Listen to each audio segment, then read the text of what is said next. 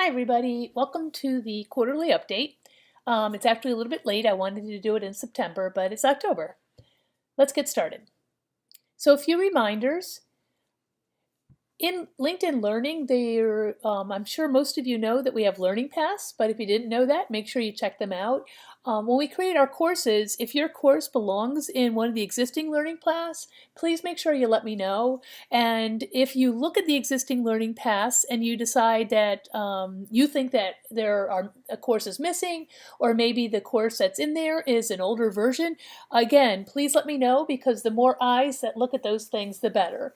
So we definitely want to try and make sure the learning paths are updated, because I think that'll help drive views to your course. Next, we do have a new TOC spreadsheet, table of contents. It's a Google spreadsheet, but I've downloaded it to Excel and I'm attaching it to this email. I do want to take a quick look at it because it's really important that you understand what columns need to be filled out before actually starting the recording of your course. The biggest one is the video descriptions. This is kind of new. In the past, we weren't as strict about making sure the descriptions were filled in. Now, our S&P meetings, which happen every Tuesday, which is when I get my courses approved, they won't actually review and approve a course if that column's not filled in. All right, let's take a look. I'm going to bring my TOC template over here into the window. I hope you can see this okay. So this is the template that is attached to the email. And so for those of you that have done courses, you're familiar with this. At the bottom, there's several tabs, but I'll talk about the ones that we need to be concerned with. When you fill out a TOC for a new course, you want to make sure you fill in column B1, which is the course title, column B2, which is your name. That's the only thing that you have to update in the top blue section. Next, you're going to actually update the chapter names. I think I'm missing. Let me scroll up. There we go. You can see it starts with an introduction and it has a room tone. And then in column, let's see, it's D10, it says intro video. We used to call this the welcome video, but now we want to start making the welcome a little bit more meaningful. I've talked with a lot of you about this, but for those of you that I haven't, you want to make sure that this is your hook for your course. This is the thing that's going to make the users want to watch your course. So we don't want to see welcome here, we want to see something a little bit more meaningful. Okay, when you first present a course, you're only going to fill out the columns B, D as in David, and then H as in Harry. This will allow us to get an idea of the total number of videos, and you'll have chapter names as well as video names. Now, for those of you that haven't been with us very long, these can change when you get to actually recording. Sometimes you realize that maybe a video needs to be added, or maybe a video doesn't belong there anymore. So this is not written in stone, but this is your best estimate of what you think it's going to take to cover your course, your topic. There is a note in B14 that says we aim for shorter movies. We're really trying to push that, and our target length is for 4 to 5 minutes. So keep that in mind. It's not always possible. There are times where it'll need to go over that. As I stated earlier, the biggest change is column H now definitely needs to be filled in. It says video description as the title, but it's really the learning objective that we want to see in this column. And I want to show you a couple more things real quick before I talk in more detail about the video description or the learning objective. On the bottom, there is some more tabs. There is a sample completed TOC that you can take a look at. You can see this has in the green are the filled in learning objectives. Don't worry about all the columns that are filled in here. This is what your TOC will look like when you're done recording your course. If you're doing a skills course, which means you're going to be a live action in the studio, this is the template you'll use. There is a template for your assessment questions. You can fill this out. Maybe if you want, you can do a few ahead of time, but I suggest that you wait until you get to the recording so you know definitely what you're covering and what you're not covering. But this is the resource that you'll use to be able to capture your assessments. There are some assessment resources. It talks about the type of questions, multiple choice, and true and false. And then there is an inspirational template that just talks about what the welcome movie should look like. It says here in the very top left, hook the learner in the first 15 seconds. So what can you say that will really make them want to learn more?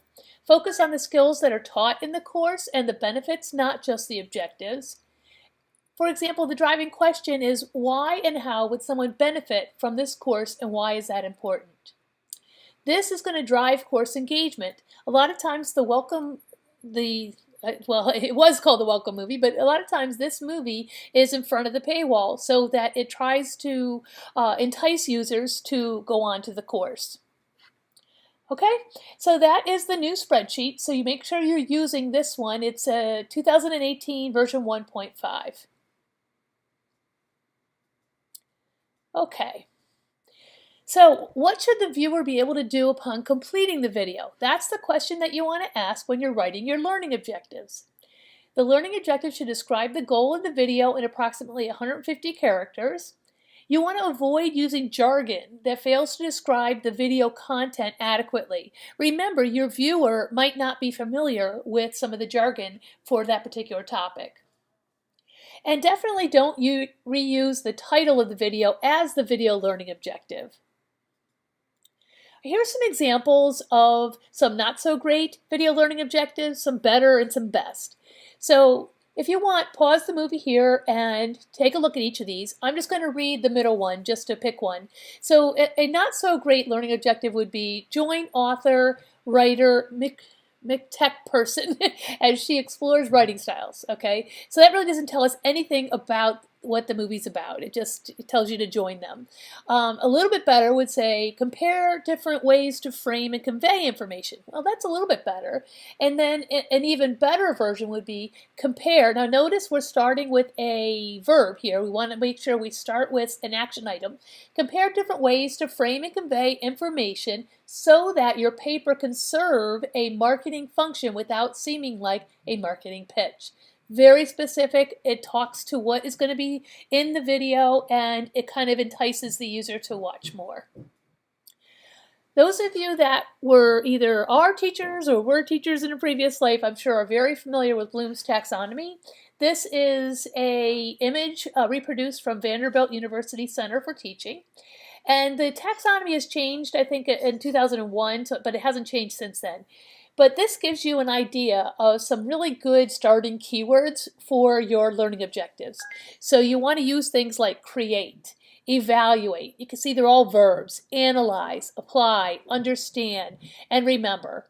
So those are the things that you want to use. And then even to the right of that, there's even a further description. So for example, there's some keywords there: design, assemble, construct. Those are all words that you can use for your learning objective. The next one, the evaluate, has appraise, defend, judge, select. So these are just some nice keywords too to look at if you're stuck. You're just not sure how to start your learning objective. When you write a whole lot of them, sometimes that happens. All right, and some final reminders. No video should be included on how to download the exercise files, and that is not a hard and fast rule, but it just, for those of you that have been doing it for a long time, we always had an exercise files video. Now we're going the other way and only including it if it's something very specific. For example, maybe your member, whoever's watching it, your viewer, needs to download files into a certain directory. That might need an explanation, but for the most part, users are pretty adept at downloading the exercise files and don't need anything to show them exactly how to do it. Don't forget to include those video descriptions, which is your learning objectives. The total course length, again, I'm just reiterating some of this. A lot of you have heard this already. We want to try and keep it between 2 to 3 hours max. We've done a lot of research into the time that a member will watch a video. That's where we have the 3 to 5 minute. And we also did a lot of research into the optimal course length. So we want to make sure that our viewers are getting the most out of your courses. So if you have a course that's longer than 2 to 3 hours, think about splitting it up into 2. I have no problem with adding 2 courses to the library. Include assessments for all tools courses. Again, tools courses are your courses on maybe Java, or maybe you're writing a course on SQL Server. Tools courses, you want to make sure that you are including meaningful assessments. We find that the more the assessment is included, the higher engagement in the course that we're seeing from our viewers. In the course brief, there is a section that says provide thumbnail suggestions.